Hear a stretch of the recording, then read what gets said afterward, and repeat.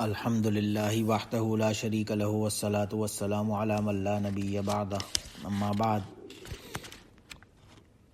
بسم اللہ الرحمن الرحیم اللہم صلی علی محمد وعلی آل محمد کما صلیت علی ابراہیم وعلی آل ابراہیم انک حمید مجید اللہم بارک علی محمد وعلی آل محمد کما بارکت علی ابراہیم وعلی آل ابراہیم انک حمید مجید عن انس رضی اللہ تعالی عنہ قال قال رسول اللہ صلی اللہ علیہ وسلم طلب العلم فریضۃ علی کل مسلم او کما قال علیہ الصلوۃ والسلام۔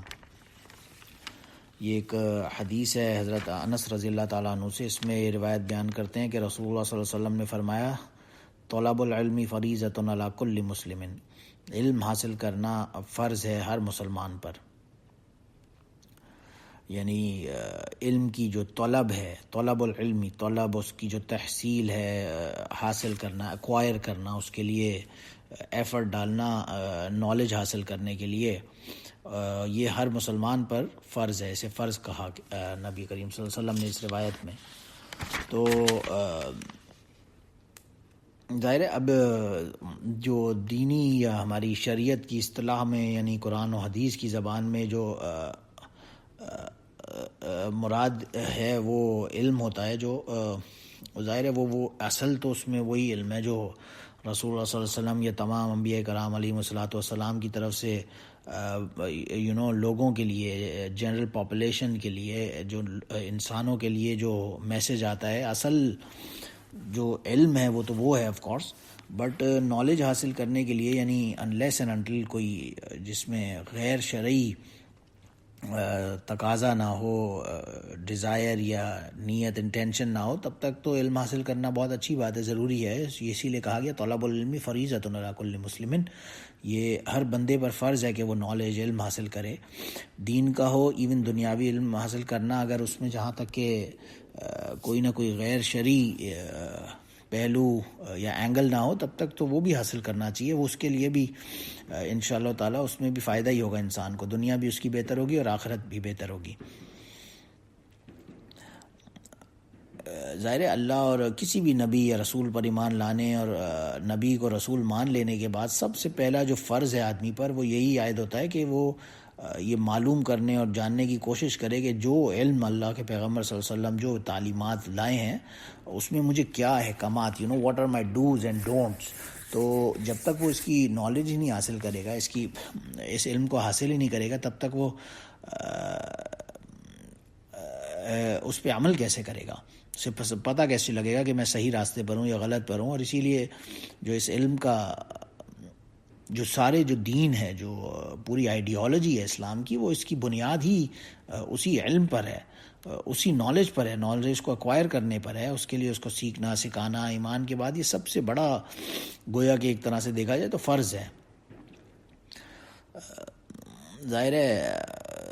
اصل جو علم حاصل کرنے کا جو طریقہ ہے اس میں اگر وہ شریعت کے اعتبار سے دیکھیں تو اصل تو نالج انسان کی جو مشاہدے سے ہوتی ہے، یعنی صحابہ نے ڈائریکٹ رسول اللہ صلی اللہ علیہ وسلم سے علم کو حاصل کیا، کوئی کتابیں رکھ کر، کوئی ڈفرینٹ سبجیکٹس پڑھ کر نہیں، بلکہ ایک رسول اللہ صلی اللہ علیہ وسلم نے کی جو ڈوز اور ڈونٹس، جو ہدایات تھیں، ان کی جو اقوال تھے، یعنی ان کی جو سینگز تھیں، ان کی حدیث جسے کہا جاتا ہے، افعال کو، ان کی ایکشنز تھے، یا جس کام کے بارے میں انہوں نے کہا کہ کر سکتے ہیں یا نہیں کر سکتے، جو ان کی انسٹرکشنز تھیں اس کے مطابق ڈائریکٹ عمل کیا۔ اصل تو علم انہوں نے اس طرح سے حاصل کیا، اور پھر تابعین کے دور میں بھی جو صحابہ سے انہوں نے علم حاصل کیا، وہ اصل طریقہ کار تو اس کا آف کورس یہی تھا کہ وہ ڈائریکٹ ون ٹو ون جو ایک میسج کنوے کرنے کا طریقہ کار ہوتا ہے، کوئی بکس کے ذریعے نہیں، بلکہ ڈائریکٹ ایک استاد اور شاگرد ایک دوسرے کو کچھ سیکھ سکھا رہے ہوں۔ تو ظاہر ہے اسی یہ علم کو پھر حاصل کرنا، اور پھر اس کی اتنی فضیلتیں ہیں کہ اسے ایک ورثۃ الانبیاء کہا گیا کہ یہ انبیاء کی میراث ہے۔ علم جو عالم ہوتا ہے وہ گویا کہ انبیاء کی میراث ہونے کہا گیا کہ وہ اتنے ہائیسٹ لیول پر ہوتے ہیں۔ اس کی وجہ یہی ہوتی ہے کہ ان کے پاس وہ علم ہوتا ہے، وہ نالج ہوتی ہے جو انہیں بتا سکتی ہے what are the dos and don'ts of my شریعت۔ تو اس کو جگہ جگہ بہت زیادہ ایمفسس کے ساتھ بتایا گیا، بلکہ ایک مرتبہ رسول اللہ صلی اللہ علیہ وسلم نے ایک فتویٰ، وہ خطبہ فرما رہے تھے ایک دفعہ نبی کریم صلی اللہ علیہ وسلم مسجد میں بیٹھ کے، یا وہ کھڑے ہو کر ممبر پر غالباً، تو صحابی فرماتے ہیں کہ انہوں نے مسلمانوں کے بارے کو ایسی انسٹرکشنز دیں اور کچھ ایسے معاملات بیان فرمائے اچھائی کے، اور اس کے بعد کہا کہ ایسے لوگوں کو کیا ہو گیا ہے جو لوگوں کو علم حاصل کرتے ہیں، خود تو ان کے پاس نالج ہوتی ہے لیکن وہ دوسروں کو نہیں پہنچاتے، دوسروں کو واضح و نصیحت نہیں کرتے، امر بالمعروف یا نہی عن المنکر، یعنی ان کو ان کے ڈوز اور ڈونٹس نہیں بتاتے. ایسے لوگوں کو کیا ہو گیا ہے؟ اور پھر ایسے لوگوں کے بارے میں فرمایا کہ ایسے لوگوں کو کیا ہے جو یہ سیکھتے نہیں ہیں، علم حاصل نہیں کرتے، ان لوگوں سے جن کے پاس علم ہے، نالج ہے، سمجھ بوجھ ہے، ان سے وہ سمجھتے نہیں ہیں مسائل یا ان سے واضح و نصیحت حاصل نہیں کرتے، ان سے اپنے اوامر اور نہی جنہیں کہا جاتا ہے یعنی ڈوز اینڈ ڈونٹس کے بارے میں پوچھتے نہیں ہیں. ایسے لوگوں کو کیا ہو گیا ہے؟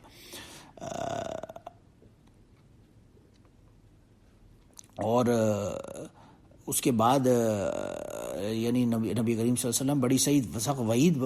بیان فرمائی، اولا عاجلنہم بالعقوبۃ فی الدار دنیا،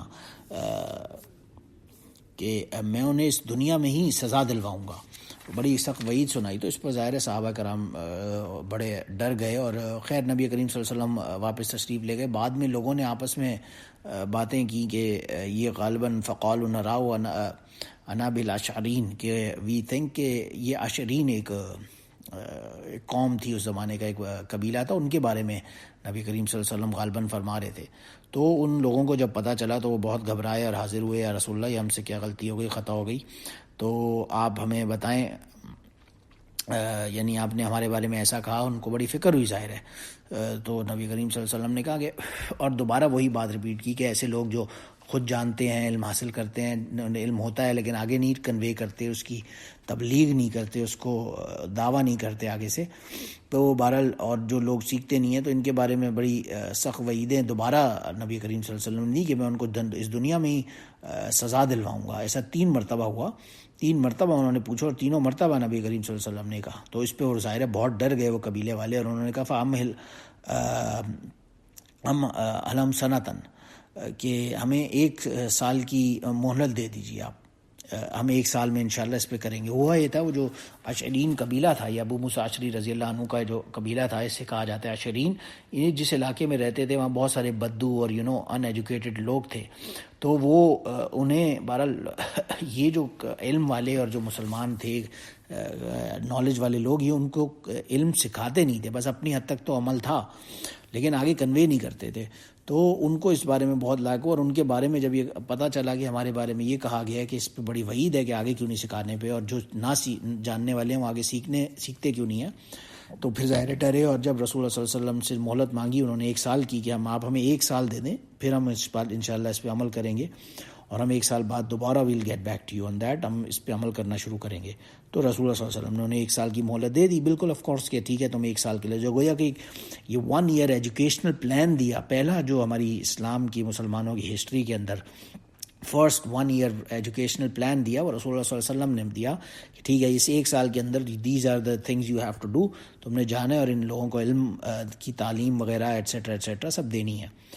اور رسول اللہ صلی اللہ علیہ وسلم نے بہرحال یہ مہلت تو دے دی، لیکن آگے یہ ایک آیت تلاوت فرمائی قرآن پاک کی جس میں اعوذ باللہ من الشیطان الرجیم لعن الذین کفروا من بنی اسرائیل علی لسان داؤد و عیسی ابن مریم ذلک بما عصوا وکانوا یعتدون کانوا لا یتناہون عن منکر فعلوہ لبئس ما کانوا یفعلون. کہ اس سورہ مائدہ کی آیت میں اللہ نے لعنت فرمائی بنی اسرائیل کے لوگوں پر جنہوں نے کفر کا ارتکاب کیا داؤد اور عیسیٰ علیہ السلام کی زبان سے. اور یہ اس وجہ سے ہوا، اس آیت میں اللہ سبحانہ و تعالیٰ نے فرمایا کہ وہ حد سے تجاوز کرتے تھے، ایک دوسرے کو ان گناہوں اور برائیوں سے روکتے نہیں تھے، اور گویا وہ ان کا ارتکاب تو کرتے تھے، دوسرے کو منع نہیں کرتے تھے کہ تم ایسا کیوں نہیں کرتے. تو بہرحال یہ ان کا بہت ہی برا فعل تھا، اور اسی لیے اللہ نے فرمایا لبئس ما کانوا یفعلون، یہ بہت ہی برا کام کرنے والے لوگ تھے. اور ان کا کرائم یہاں پہ کیا بیان فرمایا وہ یہ تھا کہ وہ دوسروں کو آگے کنوے نہیں کرتے تھے میسج. بہرحال تو خیر اینی ویز بڑی سخت وعید اس میں آتی ہے اس روایت میں. اور لیکن بہرحال یہ فرسٹ وہ ہمیں ملتا ہے اسلام کی شریعت میں ایک ایمفسس علم حاصل کرنے کے اوپر، کہ باقاعدہ ان قوم والوں کو ایک 1 ایئر ایجنڈا دیا، ایک پلان دیا، ایجوکیشنل پلان نبی کریم صلی اللہ علیہ وسلم نے، کہ تم اس 1 سال میں جاؤ اور اپنی قوم کو جو جاننے والے نہیں ہیں، ان ایجوکیٹڈ اور جاہل لوگ، ان کے دین کی تعلیم دو، تاکہ وہ کسی بھی سمجھ بوجھ والے بننا شروع ہو جائیں۔ اور ظاہر ہے جو علم سیکھتے سکھاتے ہیں ان کے بارے میں تو بہت ساری ہمیں فضائل روایات سے پتہ چلتے ہیں، جیسے کہ ابو درداء رضی اللہ عنہ فرماتے ہیں کہ میں نے سنا رسول اللہ صلی اللہ علیہ وسلم سے، وہ اکثر یہ کہا کرتے تھے، من سلک طریقا یطلب به علما سلک اللہ به طریقا من طرق الجنہ، کہ جو کوئی ایک راستے پر چلا، گھر سے نکلا کہ میں علم حاصل کرنے کے لیے کسی مسجد، مدرسے یا ایون اسکول، کالج، یونیورسٹی جا رہا ہوں، جس سے مجھے فائدہ ہوگا، میری دنیا اور آخرت سنورے گی، اس انٹینشن کے ساتھ، نیت کے ساتھ، اب وہ علم حاصل کرنے کے لیے نکلا، تو اللہ سبحانہ و تعالیٰ اس راستے کو جنت کے راستوں میں سے بنا دیں گے، سبحان اللہ۔ اور یہی نہیں بلکہ وَإِنَّ اللَّهَ مَلَائِكَةً تَضَعُ أَجْنِحَتَهَا، ملائکہ جو فرشتے ہوں گے وہ اس کی رضا کے لیے اپنے پروں کو، اپنے بازوؤں کو بچھا دیں گے اس بندے کے جو علم حاصل کرنے کے لیے گھر سے نکلتا ہے۔ اور یہیں تک بھی نہیں بلکہ ان العالم یستغفر له من فی السماوات ومن فی الارض والحیتان فی جوف الماء، کہ پورے کے پورے تارے سارے آسمان اور جو کچھ آسمانوں میں زمین میں ہے، سب کے سب اس بندے کے لیے استغفار کرتے ہیں، یہاں تک کہ پانی کے پیٹ میں جو مچھلی ہوتی ہے، even fish in the deep ocean, وہ بھی اس بندے کے لیے استغفار کرتی ہے، کیونکہ آگے اس روایت میں فرمایا وَإِنَّ فَضْلَ الْعَالِمِ عَلَى الْعَابِدِ كَفَضْلِ الْقَمْرِ لَيْلَةً الْبَدْرِ عَلَى سَائِرِ الْكَوَاكِبِ، کہ جو جس طرح سے چاند کو 14ویں کا جو چاند ہوتا ہے، 14th جو لیلۃ البدر، یعنی کہ 14th مون ہوتا ہے، جس دن رات کو چمک رہا ہوتا ہے پورا چاند اس رات میں، اس کو جس طرح سے تمام کے تمام ستاروں پہ ایک فضیلت حاصل ہوتی ہے کہ اس رات وہ تمام کے تمام جو سٹارز ہوتے ہیں ان سے زیادہ پرومیننٹ ہوتا ہے، ویزیبل ہوتا ہے، تو اسے ایک فضیلت کو یا کہ حاصل ہوتی ہے۔ اسی طرح ایک عالم کو ایک عابد پر فضیلت حاصل ہے، یعنی عابد ہے، پوری رات مصلی پر بیٹھا ہے، پورا دن روزے رکھ رہا ہے اور عبادت میں اعمال میں مشغول ہے، لیکن ایک عالم آدمی ہے، اگر اس کے پاس نالج ہے تو اس کو اتنی زیادہ فضیلت ہے کہ وہ عابد پہ بھاری ہے۔ اور آگے یہ بھی فرمایا وَإِنَّ الْعُلَمَاءَ وَرَثَةَ الْأَنْبِيَاءِ، کیونکہ یہ جو علماء ہوتے ہیں یہ انبیاء کے وارث ہوتے ہیں، اور وَإِنَّ الْأَنْبِيَاءَ لَمْ يُورِثُوا دِينَارًا وَلَا دِرْهَمًا وَإِنَّمَا وَرَثُوا الْعِلْمَ فَمَنْ أَخَذَ بِحَظٍّ وَافِرٍ، کیونکہ جو انبیاء ہوتے ہیں ان کی کوئی وراثت نہیں ہوتی، کوئی دینار درہم، کوئی گولڈ سلور، کوئی پیسے مال جائیداد وہ چھوڑ کے نہیں جاتے اس دنیا سے، بلکہ جو ان کی وراثت ہوتی ہے، جو ان کا جو وہ پیچھے چھوڑ کے جاتے ہیں، وہ اصل میں ان کا جو ترکہ ہوتا ہے، ورثہ جسے کہا جاتا ہے، وہ علم ہوتا ہے جسے وہ چھوڑ کر جاتے ہیں۔ تو ظاہر ہے اس نے بہت بڑی کامیابی اور خوشبختی ایک سارٹ آف حاصل کر لی، جس بندے نے علم حاصل کر لیا، تو اسی لیے اسے کہا گیا ورثۃ الانبیاء، جو عالم ہوتا ہے وہ انبیاء کا وارث ہو جاتا ہے، گویا کہ اس کے پاس کیونکہ وہ نالج ہوتی ہے اس وجہ سے۔ اور ظاہر ہے وہ اگر وارث ہے انبیاء کا تو ظاہر ہے اس کا مرتبہ آٹومیٹکلی بلند ہو ہی جائے گا۔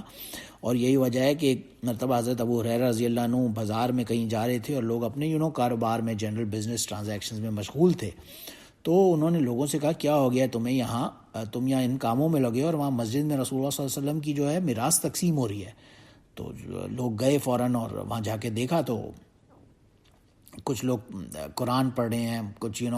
آپس میں ایک دوسرے کو شرعی مسائل وغیرہ بتا رہے ہیں، اور لوگوں نے آگے کہا کہ وہاں تو کوئی میراث تقسیم نہیں ہو رہی۔ تو رسول اللہ ابو ہریرہ رضی اللہ عنہ نے فرمایا کہ یہی تو رسول اللہ صلی اللہ علیہ وسلم کی میراث اور آپ کا ترکہ ہے، یعنی جو آپ چھوڑ کے گئے ہیں، کہ لوگ آپس میں جو علم حاصل کر رہے ہیں، سکھلا رہے ہیں دوسروں کو، یہ انبیاء کی میراث ہوتی ہے۔ تو رسول اللہ صلی اللہ علیہ وسلم کی میراث حاصل کرنے کا مطلب ہی ہے کہ جو مسجد میں لوگ ایجوکیٹ کر رہے ہیں اپنے آپ کو، یا جو ایجوکیٹ کر رہے ہیں دوسروں کو، یہ وہ وراثت تقسیم ہو رہی ہے، گویا کہ اس کے حاصل کرو، گویا خیر یہ ان کا ایک وہ تھا۔ تو اس کی بہت ہی بڑی فضیلت ہے۔ اور یہیں تک ہی نہیں، ایک روایت میں یہ بھی آتا ہے کہ رسول اللہ صلی اللہ علیہ وسلم نے کہا من خرج فی طلب العلم فہو فی سبیل اللہ حتی یرجع، جو کوئی علم حاصل کرنے کے لیے گھر سے نکلتا ہے تو اس کا جو راستہ ہے وہ ایسے ہوتا ہے گویا کہ وہ جہاد پہ اللہ کے راستے میں نکلا ہوا ہے، اور یہاں تک کہ جب تک وہ وہاں سے علم حاصل کرنے کی وجہ سے واپس گھر نہیں پہنچ جاتا، گویا کہ وہ جہاد میں نکلا ہوا ہے، اتنا اس کا بڑا ایک مرتبہ ہے۔ اور اس کے علاوہ یہاں تک بھی آتا ہے ان اللہ ملائکۃ علی السماوات والارض حتی النملۃ فی حجرتها وحتی الحوت لیصلون علی معلم الناس الخیر، جو تمام کے تمام فرشتے ہیں، جو کچھ اہل السماوات والارض، آسمانوں میں زمین میں جو کچھ بھی بستا ہے، یہاں تک کہ ایک چیونٹی جو اپنے سوراخ میں ہوتی ہے، اور یہی تک ہی نہیں بلکہ ایک مچھلیاں جو پانی میں ہوتی ہیں وہ بھی اپنے اس بندے کے لیے دعائے خیر کرتی رہتی ہیں، جو لوگوں کو دین کی تعلیم وغیرہ دیتا ہے، جو لوگوں کو ذرا سی نالج فراہم کرنے کی، ایجوکیٹ کرنے کے لائن پہ لگا ہوتا ہے، اس کے لیے تو پوری کی پوری دنیا، آسمان کی ہر مخلوق اس کے لیے استغفار کرنے پہ لگی ہوتی ہے، اور ایک چونٹی اور مچھلی کی مثال دی کہ وہ تک اس کام پہ لگے ہوتے ہیں۔ تو ظاہر ہے اس کا ایک بہت بڑا مرتبہ ہوتا ہے، ظاہر ہے۔ اور ایک مرتبہ عبداللہ بن عمر رضی اللہ عنہ فرماتے ہیں کہ رسول اللہ صلی اللہ علیہ وسلم مسجد کے میں کسی ایک جگہ سے گزرے جہاں پہ 2 مجلسیں لگی ہوئی تھی مسجد میں کسی، ان میں سے رسول اللہ صلی اللہ علیہ وسلم نے فرمایا کہ دونوں ہی خیر پر ہیں، لیکن ایک جو ہے وہ دوسرے سے زیادہ افضل ہے۔ اور کیوں، اس کی کیا وجہ فرمائی کہ جو پہلی اس میں لوگ تھے وہ اپنی یدعون اللہ و یرغبون اللہ کی جو دعا مناجات وغیرہ ہیں، اپنے اعمال میں، نفلی عبادات وغیرہ میں لگے ہوئی تھی ایک جماعت کے لوگ کچھ، اور جو دوسری جماعت کے لوگ تھے وہ کیا کر رہے تھے کہ علم وغیرہ حاصل کر رہے تھے، ایک دوسرے کو سکھا رہے تھے۔ تو اللہ نے کہا کہ یہ جو عبادات میں، دعاؤں میں لگے ہوئے ہیں، ان کو اللہ کی ظاہر ان کی مرضی ہے، اللہ کی مرضی ہے، اللہ چاہے تو عطا فرما دے اور چاہے تو نہ عطا فرمائے، لیکن یہ جو دوسری مجلس ہے، اس کے جو لوگ ہیں علم دین حاصل کرنے میں اور نہ جاننے والوں کو سکھانے میں لگے ہوئے ہیں، لہٰذا ان کا درجہ جو ہے وہ ان سے برتر اور افضل ہے۔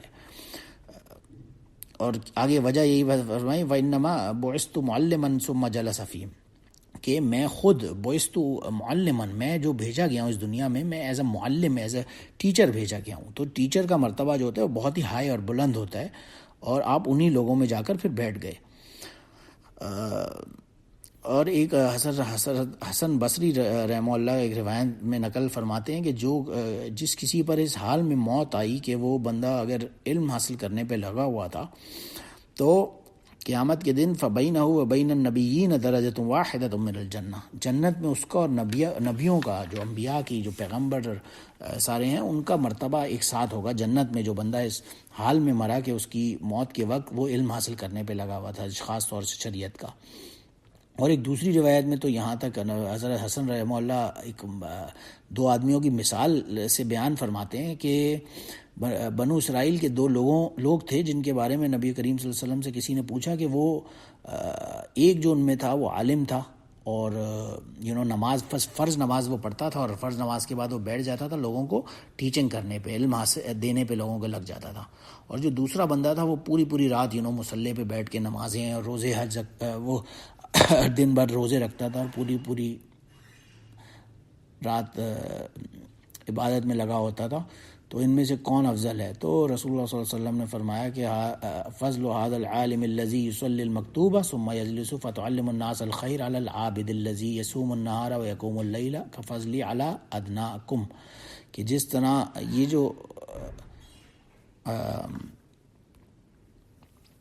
یہ جو عالم ہے جو صرف فرض نماز پڑھ کر دوسروں کو علم دینے پہ لگا ہوتا ہے، اس کی فضیلت اس دوسرے عابد بندے پر جو کہ پوری رات مصلی پہ بیٹھ کے باتیں کر رہا ہے اور پورا دن روزے رکھ رہا ہے، اس پہ اس کی فضیلت اسی طرح ہے جیسے کہ میری تم میں سب سے ادنا جو درجے کا صحابی ہے، یعنی کہ جو بہت زیادہ جس کا سٹیچر اتنا نہیں بھی ہے، جو سب سے ادنا صحابی ہوگا، اس سے جس طرح سے مجھ پر، یعنی رسول اللہ صلی اللہ علیہ وسلم کو خود ان پر جس طرح سے فضیلت ہے، ظاہر ہے آف کورس وہ فضیلت جیسے اس عالم بندے کو، اس جو کہ علم کی ایجوکیٹ کرنے پہ لوگوں کو لگ جاتا ہے صرف فرض نماز کے بعد ہی، وہ اس کو یا کہ عابد بندہ جو کہ پوری رات اور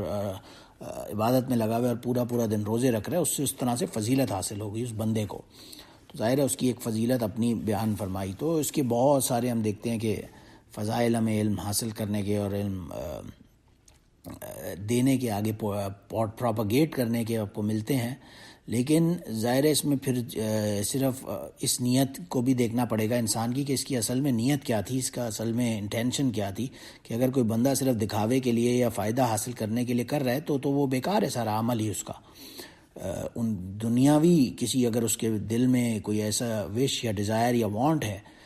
جیسے کہ روایت میں کیٹیگورکلی کہا من تعلم علما مما یبتغى به وجه الله لا يتعلم الا يصيب به عرضا من الدنيا لم يجد عرف الجنة يوم القيامة یعنی ریحہ، کہ جو وہ علم جس سے اللہ کی رضا چاہی جائے، یعنی جو اللہ اور کے جو دین ہے، کتاب اور سنت کا علم ہے، اگر وہ کوئی بندہ ایکوائر کرتا ہے اور وہ اس کو ایکوائر کرنے کے بعد دنیاوی مال و دولت کمانے پہ لگ جاتا ہے، تو اس علم کو وہ اس مقصد کے لیے اگر حاصل کرتا ہے تو قیامت کی کہ دن وہ جنت کی خوشبو تک بھی نہیں سونگھ سکے گا. بہرحال جان بھی نہیں سکے گا یا خوشبو تک نہیں سکے گا. بہت سارے ڈیفرنٹ ورڈز آتے ہیں روایات میں، اور ایک روایت میں یہ بھی آتا ہے من تعلم العلم لغیر اللہ واراد به غیر اللہ فلیتبوأ مقعده من النار، کہ کسی نے اس نیت سے علم حاصل کیا، اس کا جو مقصد ہے، اس کی جو انٹینشن ہے وہ اللہ کی رضا نہیں ہے بلکہ غیر اللہ کی رضا، یعنی وہ دنیا اس سے کمانا چاہ رہا ہے. تو کوئی ایسے اس نیت سے اپنے آپ کو ایجوکیٹ کر رہا ہے کہ جی میں کہیں کوئی ٹیچر لگ جاؤں، کہیں جاب کر لوں، یا کسی اس کی انٹینشن یہ ہو کہ کسی نہ کسی طرح سے میں کوئی اچھا اس سے فائنینشیل یا کوئی مٹیریلسٹک بینیفٹ حاصل کر لوں. اگر وہ اس طرح سے کرتا ہے تو یہ اس کے لیے مقعد من النار، آگ کا گویا کہ وہ اپنے لیے ٹھکانہ بنا رہے ہیں. اور ظاہر ہے یہ ان علماء کو جس طرح سے جتنے ان کے فضائل اور ان کی فضیلتیں بیان ہوتی ہیں کہ جتنا فائدہ ہے اور جتنے ان کے مرتبے بلند ہیں، نبیوں کے ساتھ ان کو کمپیریزن دیا جا رہا ہے، تو اسی طرح سے انہیں تنبیہ بھی کی جاتی ہے، وعید بھی ہے ان کے لیے کہ اگر وہ دنیاوی کوئی فائدہ حاصل کرنے کے لیے کر رہے ہیں، کوئی میری بڑی واہ واہ ہو، مجھے کوئی بہت بڑا پیر صاحب بولے، کوئی بہت بڑا مفتی، کوئی مولانا بولے، کوئی مولوی بولے، کوئی عالمہ صاحبہ گھوم رہی ہیں ایٹسیٹرا ایٹسیٹرا، کوئی مجھے اس نیت سے کہ لوگ مجھے بہت بڑا سمجھیں، کوئی علامہ سمجھیں، کوئی مجھے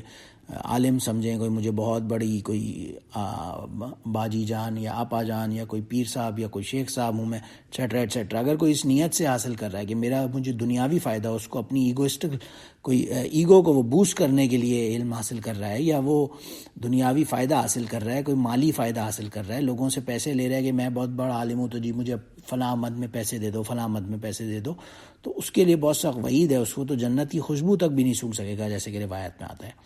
اور اس کی مثال ایک روایت میں ایسے دی گئی حضرت جندب رضی اللہ عنہ کی، جس میں رسول اللہ صلی اللہ علیہ وسلم نے فرمایا مثل العالم الذی یعلم الناس الخیر وینسى نفسه کمثل السراج یضیء الناس ویحرک نفسه. اس کی مثال اس ایسے سراج یعنی لینٹرن کی طرح ہے، اس ایسے چراغ کی طرح ہے کہ وہ خود تو جل رہا ہے اور لوگوں کو اس سے فائدہ بھی ہو رہا ہے، لیکن وہ گویا کہ اپنے نفس کو سوائے جلانے کے کچھ نہیں کر رہا. لوگوں کو تو وہ روشنی فراہم کر رہا ہے، لیکن اپنی پرسنل ذات کو، اپنی ہستی کو بس وہ صرف جلا رہا ہے. ایون ایک لائٹ ہے، بلب ہے، جب وہ آن ہوتی ہے تو وہ اندر سے اس کی ایک لائف ٹائم اس کے ہوتا ہے جی یہ بلب جو ہے یہ انرجی سیور ہے، اس کی جو اسپین ہے اس کی 1 ایئر وارنٹی ہے، 1 سال چلے گا، 1 سال بعد اس کی لائف ختم ہو جائے گی. تو اس 1 سال کے دوران اب یہ بلب جو جل رہا ہے وہ اپنے آپ کو جلا رہا ہے اور دوسروں کو لائٹ پہنچا رہا ہے، لیکن اس سے اس بلب کو کوئی فائدہ نہیں ہو رہا، اس کی لائف میں صرف کمی آ رہی ہے، زیادتی نہیں ہو رہی. تو اس چراغ کی مثال اس عالم کی طرح ہے کہ جی وہ اپنی زندگی تو گزار رہا ہے، خود جل رہا ہے، خود گویا کہ محنت کر رہا ہے، اپنی ایفرٹ ڈال رہا ہے، لیکن دوسروں کو فائدہ ہو رہا ہے، وہ اپنے آپ کو کوئی فائدہ نہیں کر رہا اگر اس کی نیت جو ہے، انٹینشن جو ہے وہ صحیح نہیں ہے، اپنا عمل اس کا اس کے مطابق نہیں ہے جو کہ وہ پروپیگیٹ کر رہا ہے یا ٹیچ کر رہا ہے، تو اس کو وہ فائدہ دینے والی چیز نہیں ہے. اور یہی بات حضرت ابو ہریرہ رضی اللہ عنہ کی روایت میں بھی آتا ہے اشد الناس عذاب یوم القیامت عالم لم ينفعه علمه. سب سے بدترین لوگ جو قیامت کے دن ہوں گے وہ ہوگا آدمی جو جس کے علم نے اس کو فائدہ نہیں پہنچایا ہوگا. یعنی خود تو اس نے علم تو حاصل کیا، نالج بھی لی، ایکوائر بھی کی، لیکن اپنے آپ کو اس کے مطابق نہیں ڈالا اور اس کی اوپر عمل کرنے کی کوشش نہیں کی، تو گویا اس کا جو انسان ہے اسے کوئی فائدہ حاصل نہیں ہوگا. تو بہرحال اللہ سبحانہ و تعالی ہمیں سب کو نالج حاصل کرنے کی، علم حاصل کرنے کی توفیق عطا فرمائے، اور اسے صحیح معنوں میں اپنے آپ کو for the betterment of ourselves and for the امہ اس کے لیے استعمال کرنے کی توفیق عطا فرمائے، اور ہر قسم کے اس سے ذاتی مقصد کو اس سے نکال دینے کی توفیق عطا فرمائے۔ وآخر دعوانا ان الحمدللہ رب العالمین۔ سبحان ربک رب العزت عما یصفون وسلام علی المرسلین والحمد للہ رب العالمین۔